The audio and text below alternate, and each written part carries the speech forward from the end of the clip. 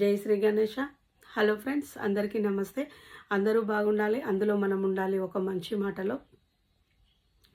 Friends, చెప్పుడు మాటలు ఎప్పుడు కూడా మనము వినకూడదు.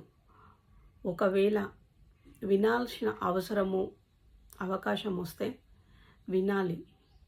కానీ అది ఎవరు చెప్తున్నారు, ఎందుకు చెప్తున్నారు, అది విని మనము ఫాలో అవ్వడం ద్వారా ఎలాంటి కష్టము నష్టము మనకు, మన ఫ్యామిలీకి, చుట్టువారికి అవుతుంది అని ఆలోచన చేసి వారి మాటల్లో ఎంత నిజం ఉంది అనేది తెలుసుకొని మనము ముందుకు ప్రవర్తించాలి.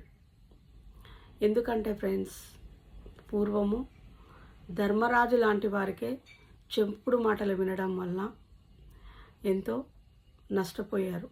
మనం ఎంత చెప్పండి. అందుకే ఎవరైనా చెప్పుడు మాటలు చెప్పేటప్పుడు మనం జాగ్రత్తగా వినాలి.